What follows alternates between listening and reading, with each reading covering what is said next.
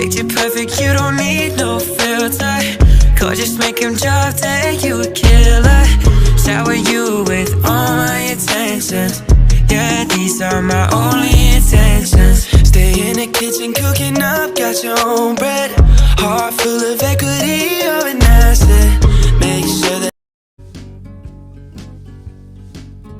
Assalamualaikum warahmatullahi wabarakatuh.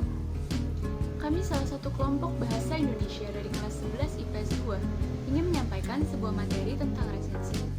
Oleh karena itu, simak videonya sampai habis ya. Nama saya Aditya Prasasti. Nama saya Aditya Jakobray. Nama saya Anissa Pita Kahar. Nama saya Jian Valentina. Nama saya Najwa Alvina Rahman. Nama saya Sophie Rizkia dan Resensi berasal dari bahasa Belanda, yaitu recensie, dan juga dari bahasa Latin, yaitu recensio, recensers, and divisor, yang artinya mengulas kembali. Oke, di video sebelumnya sudah membahas resensi menurut bahasa. Sekarang saya akan membahas tentang resensi menurut Kamus Besar Bahasa Indonesia. Menurut Kamus Besar Bahasa Indonesia, resensi ini diartikan ialah sebagai pertimbangan atau juga pembicaraan dan ulasan mengenai sebuah buku.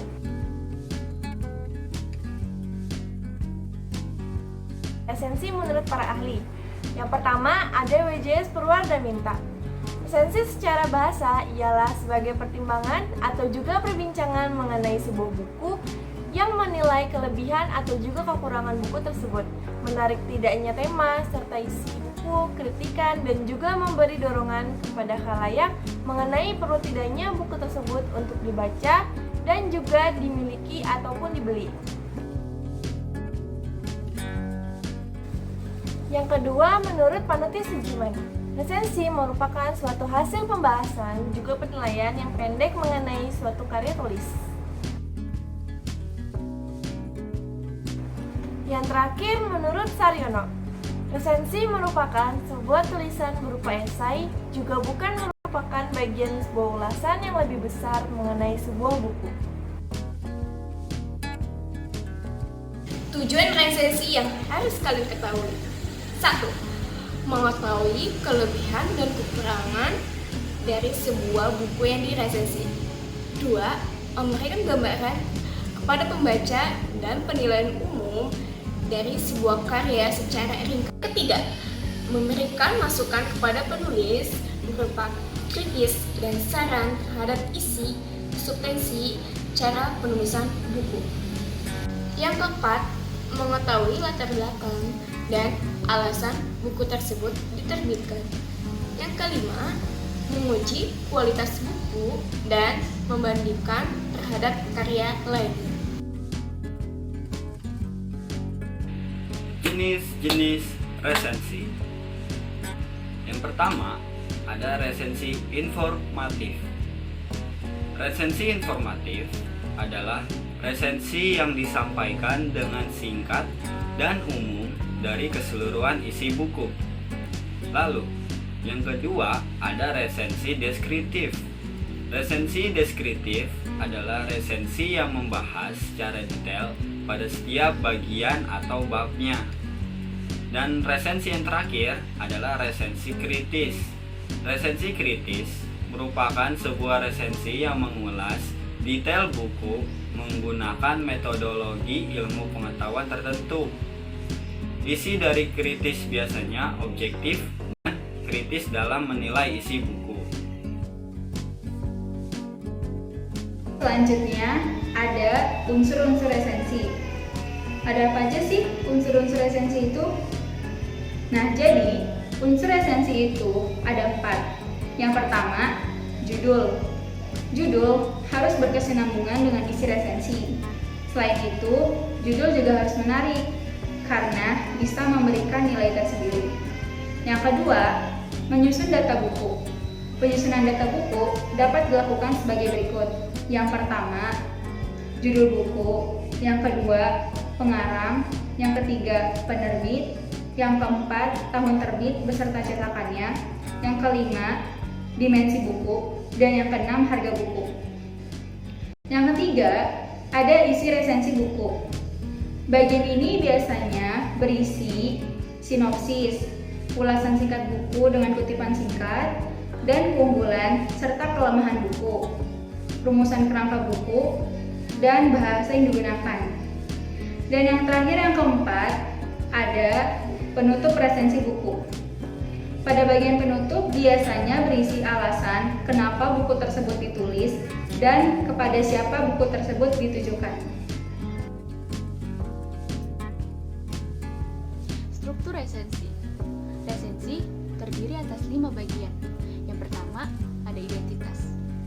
Identitas terdiri atas judul, pengarang, penerbit, tahun terbit, halaman buku, dan ukuran buku. Mungkin seringkali bagian ini tidak ditampilkan secara langsung seperti pada teks ulasan film atau lagu. Yang kedua, ada orientasi. Orientasi biasanya terdapat pada paragraf pertama dan berisi tentang kelebihan atau penghargaan-penghargaan yang didapat oleh buku yang diresensi tersebut. Yang ketiga, ada sinopsis. Sinopsis merupakan ringkasan atau gambaran pemahaman suatu penulisan terhadap suatu cerita dari novel tersebut. Yang keempat, ada analisis. Analisis merupakan suatu paparan keberadaan unsur-unsur seperti tema, penokohan, dan alur. Dan yang terakhir, ada evaluasi. Evaluasi berisi paparan tentang kelebihan dan kekurangan buku. Ciri kebahasaan teks resensi. Teks resensi memiliki kaidah-kaidah kebahasaan seperti misalnya pertama, banyak menggunakan konjuksi penarang seperti bahwa, yakni, yaitu. Lalu yang kedua, banyak menggunakan konjuksi temporal, sejak, semenjak, kemudian, akhirnya. Dan yang ketiga, banyak menggunakan konjuksi penyebaban, contohnya kayak karena, sebab. Yang keempat, menggunakan pernyataan-pernyataan yang berupa saran atau rekomendasi pada bagian akhir teks. Hal ini ditandai oleh kata jangan, harus, hendaknya. Langkah-langkah dalam meresensi buku. Yang pertama itu ada mengenali semua aspek yang ada di dalam buku, seperti tema, deskripsi isi buku, dan jenis buku tersebut. Yang kedua, ada membaca buku secara komprehensif, cermat, dan teliti.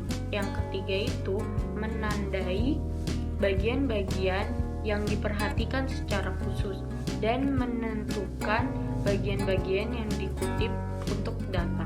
Yang keempat itu membuat sinopsis dari buku yang akan diresensi. Dan yang terakhir itu adalah menilai buku yang akan diresensi. Oke, jadi itu saja materi resensi dari kelompok kami. Semoga bermanfaat. Wassalamualaikum warahmatullahi wabarakatuh.